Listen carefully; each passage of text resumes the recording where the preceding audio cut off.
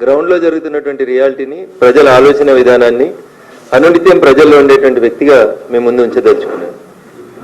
ఈ రాష్ట్రంలో 10 సంవత్సరాలు పరిపాలన కొనసాగించిన తర్వాత, అసెంబ్లీ ఎన్నికల్లో ఓడిపోయిన తర్వాత గొప్ప ఫలితాలు తెచ్చుకుంటాం, పార్లమెంట్లో ఏదో గొప్పలు చేస్తామని చెప్పి అనేక మంది గొప్పలు చెప్తే పార్లమెంట్లో భారత రాష్ట్ర సమితి అనే పార్టీకి 0 స్థానాలను ఇచ్చిండ్రు తెలంగాణ ప్రజలు. అప్పుడే జనం అర్థం చేసుకున్నారు టీఆర్ఎస్ పార్టీ అనేది చెల్లని రూపాయిగా మారింది. టీఆర్ఎస్ని బీఆర్ఎస్గా మార్చిన రోజే ప్రజలు టీఆర్ఎస్కి బీఆర్ఎస్కి రెండింటికి కలిపి వీఆర్ఎస్ ఇచ్చినారు. మీరు ఫామ్ హౌస్కు పరిమితమైతే బాగుంటుందని చెప్పినారని చెప్పేసి వాళ్ళని పంపించినారు. తర్వాత ఏదో కొత్త కథలు వెళ్తామన్నారు, బీజేపీ బీఆర్ఎస్ బీజేపీలో కలుస్తామన్నారు, విలీనం చేసుకుంటామన్నారు. అట్లా అప్పుడప్పుడు జనాలలో ఉండేందుకు టీఆర్ఎస్ పార్టీ లేదా బీఆర్ఎస్ పార్టీ ప్రయత్నాలు చేస్తూ వచ్చింది.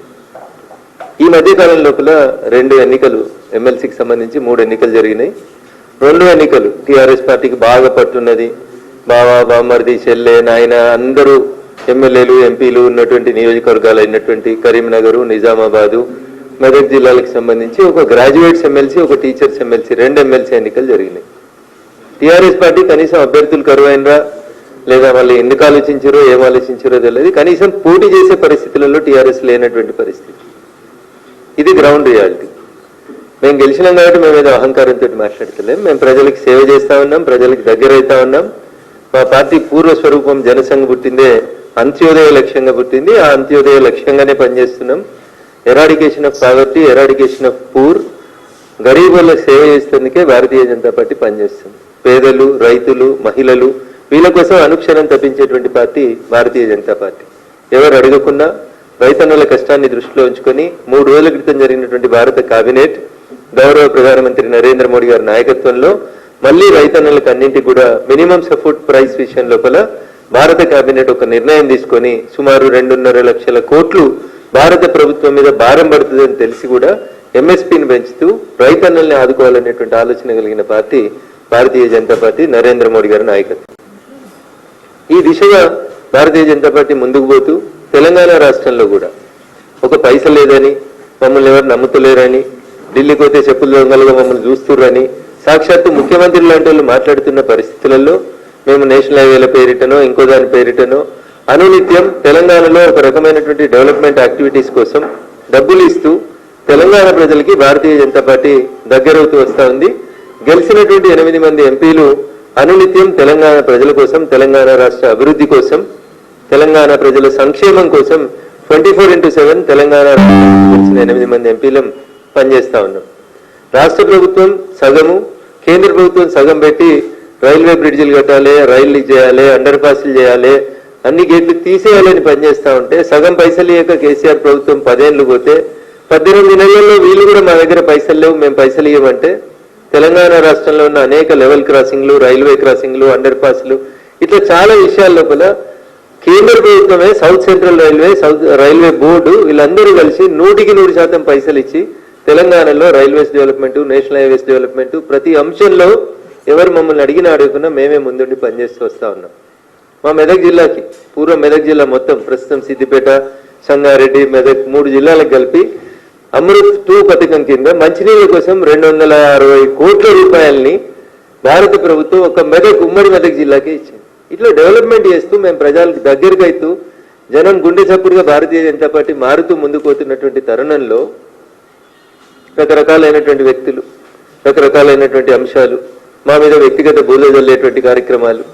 రఘునందన్ రావు మాట్లాడితే ఏదో టీఆర్ఎస్ మీద అక్కస్తోటి మాట్లాడుకునేటోళ్ళు అనుకునేటోళ్ళు ఇంతకాలం. రఘునందన్ రావు మీద వ్యక్తిగతంగా బురద జల్లేందుకు చాలా మంది ప్రయత్నం చేసినారు.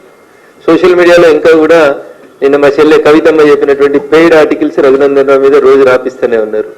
పెయిడ్ న్యూస్ ఛానల్స్, పెయిడ్ జర్నలిస్టులు, కొత్త కొత్త పదాలు వింటున్నాం. 1995లో Raghunandan Rao contributor, but I never heard పైసలు తీసుకొని వార్తలు రాస్తారని, పైసలకు ఆర్టికల్ రాస్తారని మేము ఎప్పుడు జర్నలిజంలో పనిచేసినప్పుడు చూడలేదు. కానీ దురదృష్టం పెయిడ్ ఆర్టికల్స్, భారతదేశంలో అడ్రస్ లేని పేపర్లు, కానీ పొద్దున్న వేస్తే డిజిటల్ మీడియాలు కనబడతాయి. దొంగనే దొంగ అని అరిచినట్టు కొంతమంది దొంగలకు జీతం ఇచ్చి రాపిచ్చి వాటి పొద్దులేమని అన్ని యూట్యూబ్ ఛానళ్లలో తెప్పించి వ్యక్తిత్వ హననానికి పాల్పడుతురు అని రఘునందన్ రావు మాట్లాడితేనేమో తప్పు అనిపించింది చాలా మందికి. కానీ నిన్న వాళ్ళ ఇంటికి వచ్చినామని చెప్పింది, వాళ్ళ చెల్లెనే చెప్పింది. వేరే దేశాలలో పెట్టి వ్యక్తిత్వ హననానికి పాల్పడుతున్నారు. ఆడబిడ్డను, మీ ఇంటి బిడ్డను, నా వ్యక్తిత్వాన్ని హననం చేస్తే కూడా ఇది చేస్తలేరా అని నేను రాష్ట్ర ప్రభుత్వాన్ని ఈ సందర్భంగా సూటిగా అడుగుతా ఉన్నా. ముఖ్యమంత్రి గారిని వ్యక్తిత్వ హననం చేసిర్రు, నన్ను చేసిర్రు. ఆఖరికి ఆ ఇంటికి వెళ్ళొచ్చిన ఆడబిడ్డ అని చెప్పుకున్నామే, నేను ఆమె చెప్పింది వేరే దేశాలలో పెట్టి వ్యక్తిత్వ హననం చేస్తా ఉన్నారు, పెయిడ్ బ్యాచ్ల్ని నడిపిస్తున్నారని. కవిత ఎవరిని ఉద్దేశించి పెయిడ్ ఆర్టిస్టులను పెట్టిర్రు, పెయిడ్ బ్యాచ్లు పెట్టి నడిపిస్తారు అని చెప్తుందో రేవంత్ రెడ్డి గారికి, రాష్ట్ర ముఖ్యమంత్రి గారికి తెలిసే ఉంటుంది. అందుకని ఆ పెయిడ్ ఆర్టిస్టులని, ఆ పెయిడ్ బ్యాచ్ని అందరినీ కూడా వెంటనే కేసులు పెట్టి రిమాండ్ చేయాలని నేను కూడా డిమాండ్ చేస్తా ఉన్నాను. ఎందుకంటే వ్యక్తుల వ్యక్తిత్వాన్ని హననం చేసేటువంటి అధికారం ఆర్టికల్ 19 మీకు ఇవ్వలేదు. ఫ్రీడమ్ ఆఫ్ స్పీచ్, స్వేచ్ఛ మీకు ఉందని చెప్పి మీరు ఎవరి మీద పడితే వాళ్ళ మీద ఏది పడితే అది రాసే అధికారం ఎవరికీ లేదు. ఏ ఛానల్కి లేదు, ఏ పేపర్కి లేదు, ఎవరికి లేదు. సో ఆ అంశం లోపల కవితకి ఇలా కడుపులో వచ్చినట్టు కనబడుతుంది. కానీ మీరు అధికారంలో ఉన్నప్పుడు డ్రోన్లు ఎగిరేసిరని కొంతమంది రిమాండ్ చేసిరు, తప్పుడు కేసులు పెట్టిరు, రకరకాలైనటువంటి అవస్థలు పెట్టిరు. ఇలా నీదాకి వస్తే చెల్లెకి కడుపున వస్తాను. అయినా ఈ పంచాయతీ ఈ రాష్ట్రంలో టీఆర్ఎస్ లేదు అని చెప్పడానికి నేను చేస్తున్నటువంటి ప్రయత్నం. టీఆర్ఎస్ ఏడుంది రాష్ట్రంలో? టీఆర్ఎస్ని వద్దని వాళ్ళ నాయననే ముంచేసి బీఆర్ఎస్ చేసేసి, ఆ బీఆర్ఎస్ని వద్దనుకొని ప్రజలు బీఆర్ఎస్ ఇచ్చారు. ఇలా టీఆర్ఎస్, బీఆర్ఎస్, కవిత, కేటీఆర్, కేసీఆర్ అనేది చెల్లని రూపాయలుగా మారిపోయినాయి తెలంగాణ సమాజంలో. 2001 కేసీఆర్ తెలంగాణ ఉద్యమాన్ని ప్రారంభించినప్పుడు 18 నుంచి 35 ఏళ్ల వయసున్న వాళ్ళంతా జై తెలంగాణ అంటే ఇట్లా పుట్టలు తెచ్చుకొని వచ్చినారు, రోడ్డు మీదకి వచ్చినారు.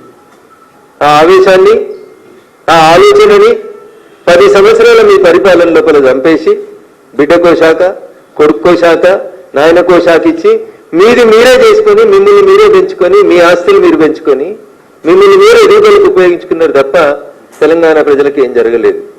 తెలంగాణ రాష్ట్రం రావాలని పెట్రోల్ పోసుకొని తనని తను తగులు పెట్టుకున్న శ్రీకాంతాచారి కుటుంబానికి ఏం దక్కలేదు మీ 10 ఏళ్ల పాలన లోపల.